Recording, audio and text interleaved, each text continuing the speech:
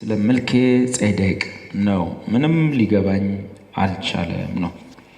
ኦኬ መጽሐፍ ቅዱስ ውስጥ የተጻፈው ነገር ሁሉ ይገባናል። መንፈስ ቅዱስ በውስጣችን ስላለ ያጻፈው ሽፍን አይደለም። ስለዚህ በተሰጠን የጸጋ ስጦታ ደግሞ እንተጋገዛለን።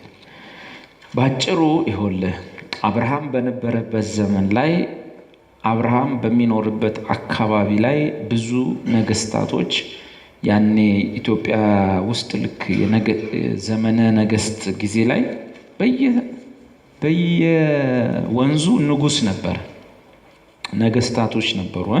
በየወንዙ ማለት ነገስታቶች እና ያኔም በቃ እዛም ጋር ከአንድ ወንዝ ማዶ አንድ ንጉስ አለ፣ ከዛ ወደ አንድ ንጉስ አለ እና በአብርሃምም ዘመን በዙሪያው ባሉ ከፍተኛ ስፍራዎች፣ ተራራማ ስፍራዎች ላይ ከተማና ቀጥር ሰርተው በህዝባቸው ላይ የነገሱ ንጉሶች አሉ እና አብርሃም በነበረበት አካባቢ ከ7 ከ8 በላይ ነገስታቶች በየወንዙ ንጉስ ሆነው ተቀምጠዋል እና በአንዱ ኢየሩሳሌም ከተማ በተከበበችበት ተራራ ወይም ራሷ ኢየሩሳሌም የተመሰረተችው በአንዱ ተራራ ላይ ነው እና የጽዮን አምባዎች የሚባሉ ወይም የኢየሩሳሌም ሰንሰለታማ ተራራዎች ልክ እንደዚህ እንደ አባ ጅፋር በዚህ ዞሮ እንደዚህ እንደሚሄድ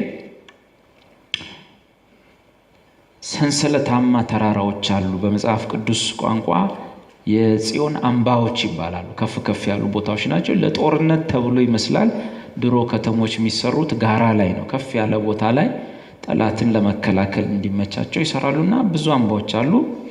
አንዱ አምባ ላይ አንድ ንጉስ፣ ሌላ አምባ ላይ አንድ ንጉስ፣ አንዱ አምባ ላይ ደግሞ ሳሌም የምትባል በቅጥር የተቀጠረች ከተማ ውስጥ አንድ ንጉስ ነግሷል። ከተማይቱ ሳሌም ብሎ ሰይሟት ነግሷል። ይሄ ንጉስ ከሌሎቹ ነገስታት ለምሳሌ ኮሎዶ ጎሞር የሚባል ንጉስና አገር አለ። ራሷ የጠፋችው ሰዶም አለች፣ ገሞራ አለች። እነዚህ ሁሉ ነገስታቶች ነበሯቸው። ሌሎች 4 ነገስታቶች ነበሩ በአብርሃም ዘመን። ስለዚህ ከነዛ ነገስታት አንዱ ተራራማ ሰንሰለት ላይ ካሉት አንዷ ከተማ ላይ ሳሌም የምትባል ከተማ ላይ የነገሰ ንጉስ አለ። እሱ ሰውዬ በመጽሐፍ ቅዱስ ቋንቋ መልኬ ጼዴቅ ተብሏል። መሌክ ማለት ንጉስ ማለት ነው። ዛዴቅ ማለት ጽድቅ ማለት ነው። መልኬ ጼዴቅ ማለት የጽድቅ ንጉስ ማለት ነው እና በሚገርም ሁኔታ በአብርሃም ዘመን እንደነበር አስታውሱ። ይሄ ታሪክ ያለው ክህነት የሚባል ነገር በአብርሃም ዘመን አልነበረም። ክህነት የሚባለው ነገር የሚጀምረው ከአብርሃም ሞት 430 ዓመት በኋላ ከአብርሃም ወገብ የሚወጣ ትውልድ አለ። ከ430 ዓመት በኋላ ሌዊ የሚባል ልጅ ይመጣል። በሱ በኩል ነው ክህነት የሚጀመረው። ግን እዚህ በአብርሃም ዘመን ከነዛ አምባዎች ላይ ከነገሱ የተለያዩ ነገስታት የአንዷ የሳሌም ከተማ ንጉስ መልኬ ጼዴቅ የሚባለው የልዑል እግዚአብሔር ካህን ነበረ ይላል። ክህነት አልተጀመረም፣ 430 ዓመት ይቀረዋል። እሱ ግን እዚህ የልዑል እግዚአብሔር ካህን ነበር ይለዋል። አሁን አብርሃም ያጎቱ ልጅ ወይም የወንድሙ ልጅ ሎጥ በተማረከ ጊዜ ሄዶ ተዋግቶ ጠላቶቹን አሸንፎ አብርሃም ቤት ውስጥ ያሉትን 380 ወጣቶች ሰብስቦ 4 ነገስታትን ሄዶ አሸንፎ፣ እንግዲህ ነገስታት ሲባል ነግራቸው በየወንዙ የነገሱ ናቸውና 4 ነገስታቶችን አሸንፎ ወንድሙን ማርኮ ከምርኮ አስጥሎ ሲመጣ በአብርሃም ዙሪያ ካሉት ተራራማ ከተሞች ከነገሱት ነገስታት 4ቱ ነገስታቶች ወጥተው አብርሃምን ተቀበሉት። እንኳን በደህና ተመለስ፣ እንኳን ቀና ብሎ ሲመጡ ከነዚህ ነገስታቶች አንዱ ደግሞ የሳሌም ከተማ ንጉስ የሆነው መልኬ ጼዴቅ ነበር። አሁን መልኬ ጼዴቅ ጋር ስንመጣ ምድር ላይ የነበረ ሳሌም የምትባለው የአሁኗ ኢየሩሳሌም በዚያች ነግሶ የነበረ ሰው ነው። የልዑል እግዚአብሔር ካህን ነበር ይላል። ማን ክህነት እንደሰጠው መቼ እንደተሰጠው ምን አይነት ክህነት እንደነበረው መጽሐፍ ቅዱስ ደበቀ። እና መልከጼዴቅ አብርሃም ሊቀበሉ ከወጡት የዛ አካባቢ ነገስታት አንዱ ነው። ስለዚህ እንደ ሌሎቹ ነገስታቶች ሰው ነው።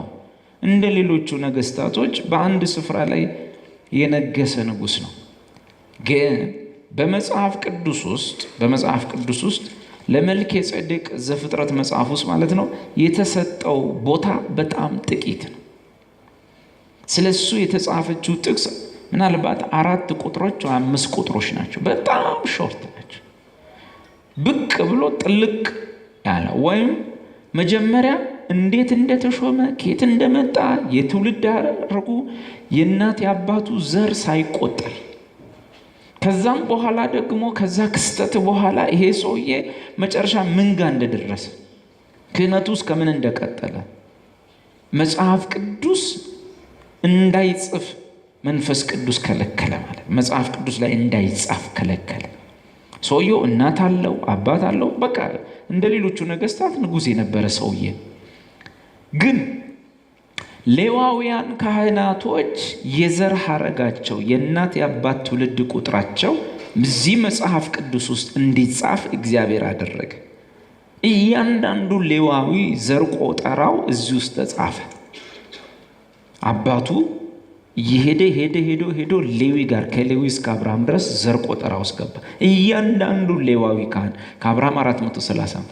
ይሄኛው መልከጼዴቅ የሚባለው ንጉስ ግን የልዑል እግዚአብሔር ካህን ነበር ይልና አሁን ጥያቄ ሊፈጥርብን ነው። እንዴ ክህነት መች ተጀመረ? አንድ ሁለተኛ ካህናቶች ሁሉ የዘር ሐረግ ቁጥር አላቸው። እሱ ከምን ነገር ነው? ሌዋዊ አይደለም። ሌዊ ገና አልተወለደም፣ አልመጣም። ስለዚህ እግዚአብሔር ለምንድን ነው የዚህን ሰውዬ የእናት የአባቱን የትውልድ ቁጥር እንዳይጻፍ፣ ክህነቱ እንዴት እንደተገኘ እንዳይጻፍ፣ ጎሳው ወይም ዘሩ ምን እንደሆነ እንዳይጻፍ እግዚአብሔር አረገ? ሰውየው ይሄ ሁሉ አለው፣ እናትም አለው፣ አባትም አለው፣ ዘር ሐረግ ሁሉ አለው። መጽሐፍ ቅዱስ ውስጥ ግን ለትውልዱ ለእናት ለአባቱ ቁጥርና የትውልድ ዝርዝር አልተጻፈ፣ የለም። ይህን የሚያደርገው እግዚአብሔር ሆነ ብሎ ነው። አሁን ዕብራውያን 7 ጋር ስትደርስ እግዚአብሔር ይህንን ያደረገበት ምክንያት ኢየሱስ ክርስቶስ እውነተኛ ሊቀ ካህናት ሆኖ የሚመጣው እሱ ከሌዋውያን ወገን አይደለም። አንድ ምክንያቱም መልከጼዴቅ ሌዋዊ አይደለም። አንድ ይሄ። ስለዚህ በመዝሙረኛው በዳዊት አፍ እግዚአብሔር ስለሚመጣው ሊቀ ካህናት እንዲህ ብሎ ተናገረ። አንተ እንደ ሌዊ ሳይሆን እንደ መልከጼዴቅ ሹመት ለዘላለም ካህን ብሎ ማለ አይጸጸትም ብሎ በተናገረለት ከመሐላ ጋር ካህን ሆኗል እንጂ።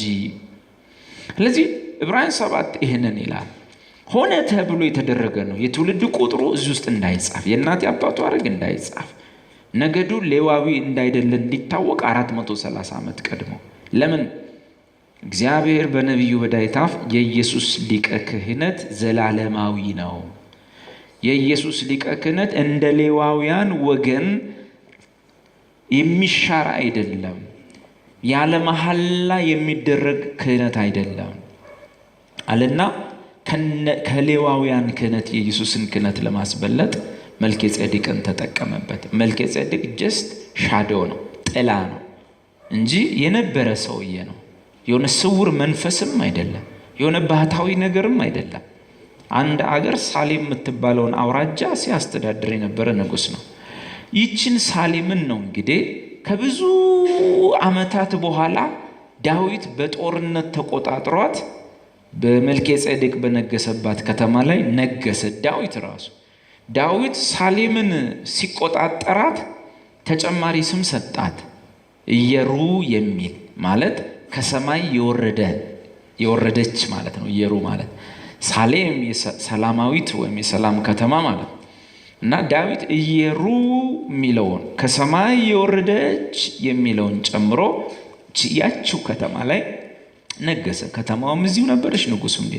መልከጼዴቅ ግን ብቅ ጥልቅ እንዲል የተደረገ ሰው ነው። በመጽሐፍ ቅዱስ ውስጥ ብቅ ብሎ በጥቂት ቁጥሮች ተገልጦ እንዲጠፋ ተደረገ እናት አባት ቢኖሩትም እንዴት እንደመጣ እንዳይጻፍ ተደረገ። ሰው ነውና ይሞታል፣ ግን መጨረሻው ምን እንደሆነ እንዳይጻፍ እግዚአብሔር አረገ።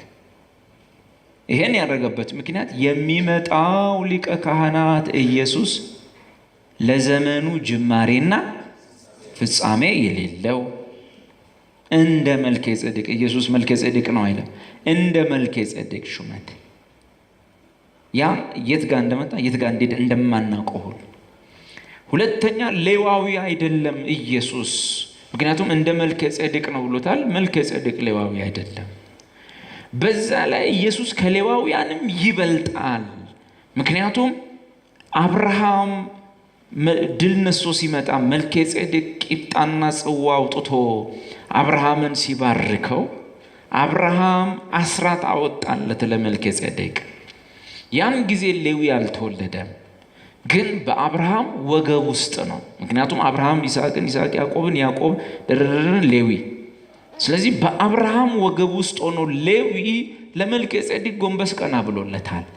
ይሄ ማለት ኢየሱስ ክህነቱ ከሌዋውያን ይበልጣል። ሌዋውያን ለሱ ይገዙለታል፣ ከሱ በታች ናቸው እያለ ኢየሱስን ለማብራራት ተጠቅሞበታል። ወደፊት ዕብራውያንን ካጠናን ቆንጆ መጽሐፍ ስለሆነ እናጠናዋለን።